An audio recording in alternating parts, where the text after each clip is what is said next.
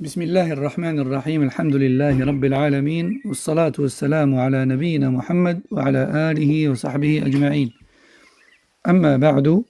Nous allons parler aujourd'hui, Inch'Allah, de Ar-Ruku', l'inclinaison en prière, ainsi que ce qui se rapporte à cela. Tout d'abord, quel est le jugement de Ar-Ruku', de l'inclinaison? L'inclinaison est une obligation et même un pilier parmi les piliers de la prière.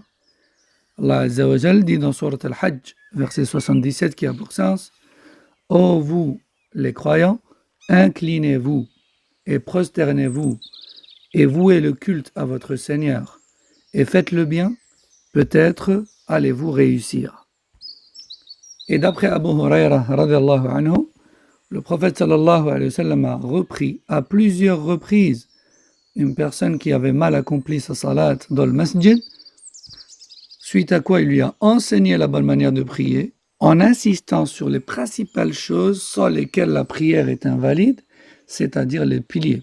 Et parmi les piliers qu'il lui a cités, il y a bien sûr l'inclinaison. Il a dit, ensuite, incline-toi et marque un temps d'arrêt dans cette position, puis relève-toi-en. Rapporté par le Bukhari Muslim. De plus, le caractère obligatoire et même pilier du ruku', de l'inclinaison, fait l'objet de l'unanimité chez les ulama, comme stipulé par Ibn al-Mundhir dans son livre Al-Ijma', ou encore Ibn Hazm dans son livre Maratib al-Ijma', ou encore Ibn Abd al-Barr dans son livre At-Tamhid. À présent, qu'est-ce que le ruku'? C'est quoi l'inclinaison? L'inclinaison, c'est de pencher le haut de son corps, de sorte à pouvoir au minimum toucher ses genoux.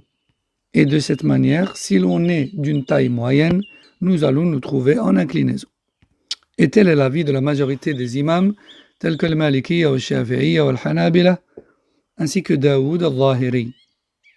Il est rapporté que Hudayfa a vu un homme qui ne s'inclinait pas comme il se doit et ne se prosternait pas comme il se doit. Il lui a dit: en vérité, tu n'as pas prié. Et si tu venais à mourir avec une telle prière, tu ne serais pas sur la religion de Muhammad sallallahu alayhi wa sallam. C'est-à-dire que ta prière est nulle. C'est comme si tu n'as pas prié.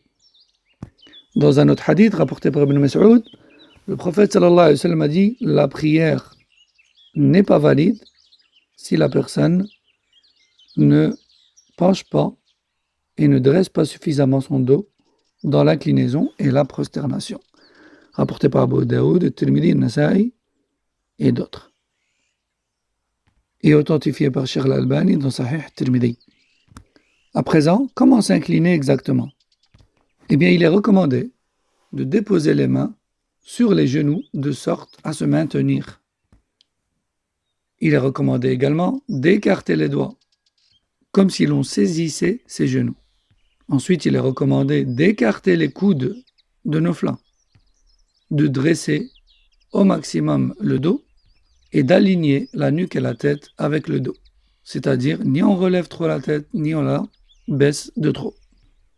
Et ceci est l'avis des 4 écoles juridiques, Al-Hanafiyya, Al-Malikiyya, Al-Shafi'iyya, Al-Hanabila. Il est rapporté, d'après Aïcha qu'Allah l'agrée, que le prophète sallallahu alayhi wa sallam s'inclinait avec le dos bien droit et la tête bien alignée, comme rapporté chez Muslim. Et d'autres hadiths vont en ce sens. Enfin, voyons voir ce que l'on dit dans cette inclinaison. Alors, ce que l'on dit dans Ar-Ruku', c'est le tasbih. Subhan Rabbi al-Azim. Il faut savoir que les savants ont divergé sur le jugement de ce tasbih, dans l'inclinaison et dans la prosternation aussi. Un premier avis dit que le tasbih est une obligation, wajib. Et tel est l'avis de l'Hanabila et de Al-Zahiriyya, et même un groupe de Ahl al-Hadith, comme stipulé par l'imam Al-Nawawi et l'imam Shawkani. C'était également l'avis de Daoud Al-Zahiri, et c'était l'avis de Cheikh al-Islam ibn Taymiyyah, ainsi que Al-San'ani. Et à notre époque, c'est l'avis de Cheikh ibn Baz ibn Uthaymi. Donc le tasbih est un wajib, une obligation, dans al-ruku' wa al-sujud. Deuxième avis dit que le tasbih n'est pas une obligation, mais plutôt une recommandation. Et tel était l'avis de la majorité des imams, avec parmi eux al-Hanafiyya, al-Malikiyya, al-Shafi'iyya, et c'est l'avis de la majorité des jurisconsultes. Comme stipulé par l'imam al-Qurtubi dans son tafsir, ou encore l'imam al-Nawawi dans son sharh de Sahih Muslim, et comme stipulé également par Ibn Qudama al-Maqdisi dans son livre Al-Mughni. Et pour terminer, voici quelques formules rapportées dans al-Ruku'. Subhana Rabbi al-Azim, ou encore Subbuhun Quddusun Rabbul Malaikati wal Ruh, ou encore Subhanaka Allahumma Rabbana wa bihamdik Allahumma ghfirli, ou encore Allahumma laka raka'tu wa bika amantu wa laka aslamtu khasha'a laka sam'i wa basari wa mukhi wa 'azmi wa 'asabi, ou encore Subhana dhil jabaruti wal malakuti wal kibriya'i wal 'azama. هذا والله أعلم. Donc voici concernant الركوع de manière résumée. فنسأل الله عز وجل أن يفقهنا في دينه وأن يوفقنا للعلم النافع والعمل الصالح.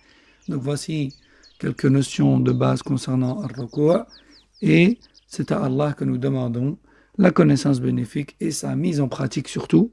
والله أعلم وصلى الله وسلم على نبينا محمد وعلى آله وصحبه أجمعين.